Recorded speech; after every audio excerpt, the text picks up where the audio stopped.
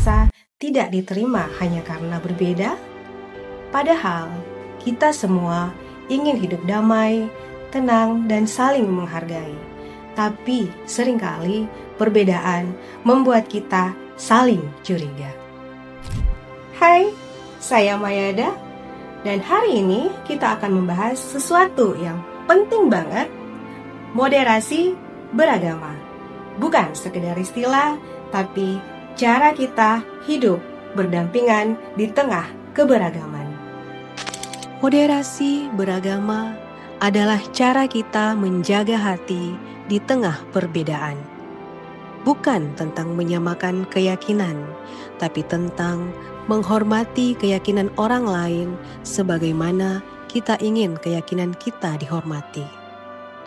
Ia adalah jalan tengah yang penuh kasih agar kita bisa hidup berdampingan tanpa saling menyakiti dan tetap teguh dalam iman tanpa harus merendahkan orang lain. Moderasi beragama memiliki 9 poin penting yang kita harus pahami.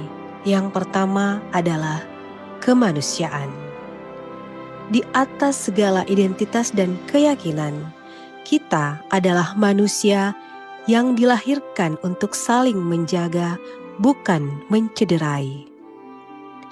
Moderasi beragama mengajarkan bahwa mencintai sesama adalah bentuk ibadah yang paling dalam, karena manusia tak diciptakan untuk saling memusuhi, melainkan untuk saling memahami. Yang kedua adalah kemaslahatan umum. Tidak ada agama yang hadir untuk segelintir orang saja. Semua membawa pesan kasih, kebaikan, dan keselamatan untuk seluruh umat. Ketika kita mengedepankan kemaslahatan umum, kita sedang menyalakan cahaya harapan bagi banyak jiwa, meletakkan kepentingan bersama di atas ego pribadi atau kelompok. Ketiga, adil.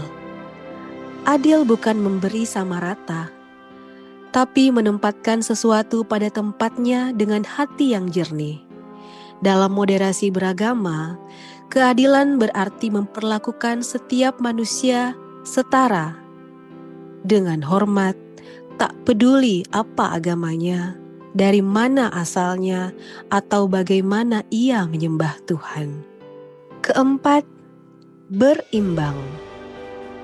Hidup ini bukan tentang hitam dan putih, tapi tentang keseimbangan antara iman dan akal, antara keyakinan dan empati. Moderasi beragama mengajarkan kita untuk tidak terlalu keras, tidak pula terlalu longgar, agar kita tidak menjadi manusia yang menyakiti atas nama Tuhan. Kelima, taat pada konstitusi. Tuhan menanamkan iman, negara menjaganya dengan hukum. Taat konstitusi bukan berarti menomorduakan agama, tapi menjadikan hukum sebagai jembatan agar perbedaan bisa dirawat.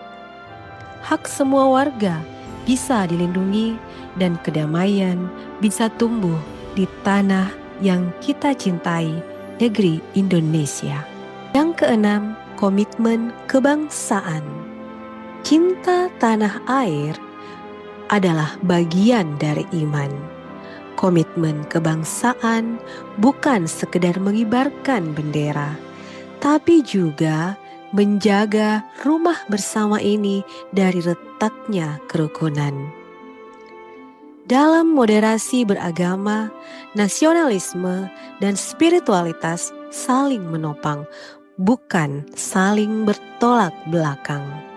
Ketujuh, toleransi. Toleransi bukan soal setuju pada perbedaan, tapi tentang kesediaan membuka hati meski tidak selalu sepaham. Ia adalah kemampuan menahan lidah dari celaan dan mengulurkan tangan saat yang lain disakiti. Toleransi adalah cinta dalam bentuk yang paling tenang. Kedelapan, anti kekerasan. Tak ada kebaikan yang lahir dari kekerasan. Tak ada damai yang tumbuh dari luka.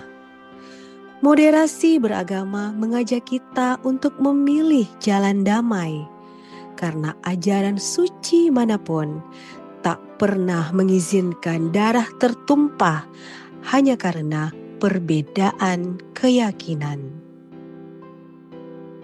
Terakhir, yang kesembilan, penghormatan terhadap tradisi. Di balik setiap tarian, bahasa, dan upacara lokal, tersimpan kearifan yang diwariskan dari generasi ke generasi. Moderasi beragama mengajarkan bahwa tradisi bukan untuk ditinggalkan, tapi untuk dihormati selama tidak bertentangan dengan nilai kebaikan dan kemanusiaan. Kita semua tahu konflik bisa muncul hanya karena beda keyakinan. Ini seperti berkendara di jalan raya. Kamu boleh kemana saja, tapi ingat, kamu harus taat rambu lalu lintas biar semua selamat. Apa sih toleransi dalam Islam? Oke, kalau dalam Islam, toleransi itu bagian dari ajaran dari Islam itu sendiri. Dan Islam sejak awal, Nabi Muhammad menerapkan toleransi bukan hanya dalam keberagamaan, tapi dalam kebernegaraan. Karena itu ketika Islam bukan menaklukkan, tapi membuka kota Mekah melalui Fathu Mekah, maka yang dibawa, begitu juga ketika Islam itu menjadi pemimpin di Madinah, piagamnya itu adalah piagam Madinah yang melindungi seluruh umat beragama maupun yang tidak beragama, bahkan yang tidak bertuhan sekalipun. Tapi kita juga tahu keberagaman bisa jadi kekuatan kalau kita saling menghargai. Indonesia punya lebih dari 1.300 suku, 700 bahasa, dan 6 agama besar. Kalau tidak moderat, kita bisa hancur hanya karena perbedaan. Bayangkan jika kita semua bisa menghargai perbedaan seperti kita menghargai makanan favorit kita. Beda rasa, tapi tetap bisa duduk satu meja. Hidup rukun bagi kami adalah sebuah manifestasi esensial akan keberadaan manusia sebagai makhluk sosial yang tidak terlepas dari dimensi spiritual. Rukun bukan hanya sekedar tatanan sosial yang harmonis, melainkan juga sebuah kondisi batin yang mencerminkan kesadaran yang mendalam akan keterikatan satu sama lain dalam ikatan jalinan kasih yang tulus dan penuh dengan penghormatan. Berikut beberapa alasan mengapa rukun dalam beragama sangat penting saat ini. Poin pertama yaitu menjaga stabilitas sosial dan keharmonisasian. Poin kedua yaitu menangkal paham ekstremisme dan intoleransi. Poin ketiga yaitu memperkuat identitas dan moral di tengah arus modernisasi. Ya, saya setuju. Yang penting tidak main kasar. Artinya ya mesti dengan kekeluargaan. Ajaran masing-masing. Iya, ajaran masing-masing. Walaupun kita berbeda agama, kita harus berkomunikasi tetap